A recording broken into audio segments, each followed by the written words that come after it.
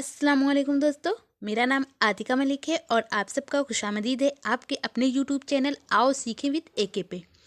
तो चलिए सीखते हैं। जैसे कि हम पिछले वीडियो में ये जान चुके हैं कि तदरीस क्या है और उसके उसूल कौन कौन से हैं।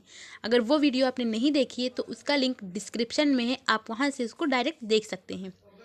तो आज हम जानेंगे कि तदरीस के तरीके कौन कौन से हैं।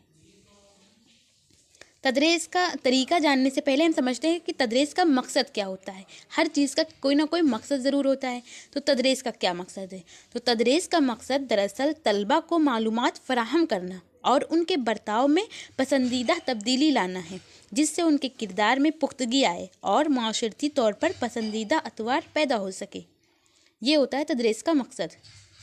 अब समझते हैं कि तदरीस के तरीके कौन कौन से हैं। तो बहुत सारे तरीके हैं जो इम्पॉर्टेंट हैं, हम उन्हीं के बारे में जानेंगे। तो नंबर 1 पे है लेक्चर का तरीका, फिर है निसाबी कुतुब का तरीका, फिर डिस्प्ले का तरीका, मुबाहिसा का तरीका और प्रोजेक्ट या मंसूबाती तरीका, खेल के ज़रिए तालीम का तरीका। इन सब के बारे में हम तफसील से जानेंगे। तो सबसे पहले समझते हैं कि लेक्चर का तरीका क्या है। तो लेक्चर किसी मौजू पर एक बाकायदा खुतबा है जिसमें मौल्लिम क्या है, यानी टीचर, उस्ताद आपका तलबा को वो बातें बताते हैं जो वो नहीं जानते। इस अमल में सिर्फ मौल्लिम सरगर्म अमल होता है और तलबा महज सामा।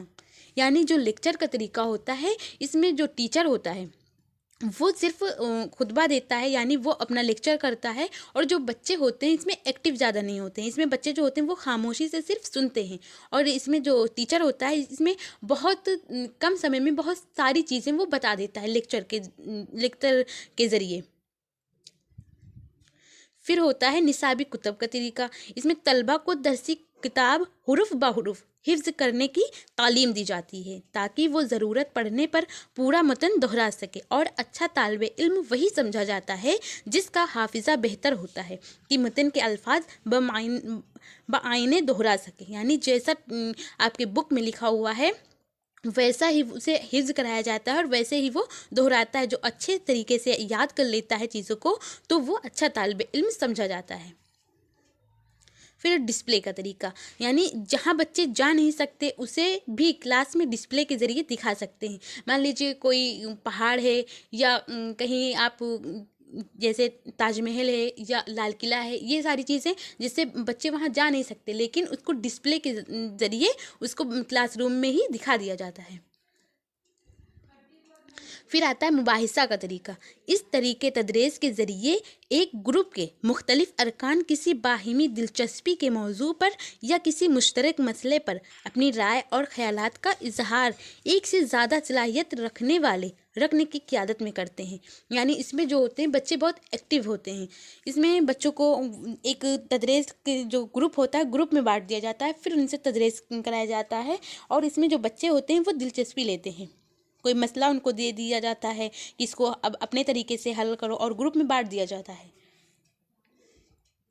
फिर प्रोजेक्ट या मंसूबाती तरीका क्या है वो समझते हैं। तो इसको दिया था WH किलपैट्रिक। ये आपके पेपर में कई बार पूछा गया है। बीएड और डीएलएड और या किसी भी टीचिंग एग्ज़ाम आप देने जा रहे हैं तो वहाँ ये आपसे कई बार पूछा जा चुका है। तो आप इसको ये चीज़ याद रखिए कि प्रोजेक्ट या मंसूबाती तरीका जो है इसको WH किलपैट्रिक ने दिया।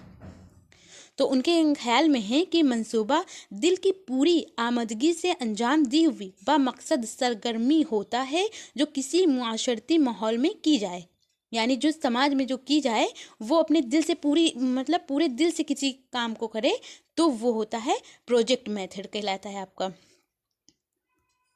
फिर खेल के ज़रिए तालीम का तरीका, तो इसको जो दिया था ये फॉरबिल ने दिया था, लेकिन ये जो बात लिखी हुई है ये कर्डोल कुक ने की है। क्या कहा इन्होंने कहा है अगर बच्चों के खेल की ख्वाहिशों को तालीम की बुनियाद बनाया जाए तो उनकी दिलचस्पी तालीम से बढ़ जाएगी। जैसे वो खेल खेलते हैं कितना खुश होते हैं, तो उन्हें बोरियत महसूस नहीं होगी। अगर ऐसे ही खेल खेल में उन बच्चों को तालीम दी जाए तो वो बहुत अच्छे तरीके से सीखेंगे, उन्हें बोझ नहीं लगेगा। लेकिन इसको जो दिया था वो था फ्रोबेल ने। ये चीज़ आप याद रखिए, लेकिन ये जो बात कही है ये किल्डोल कुक ने कही है। फिर सवाल व जवाब का तरीका।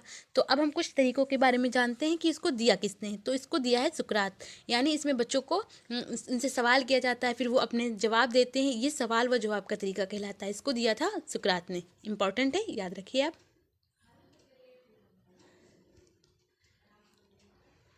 फिर आता है दरियाफ्त का तरीका।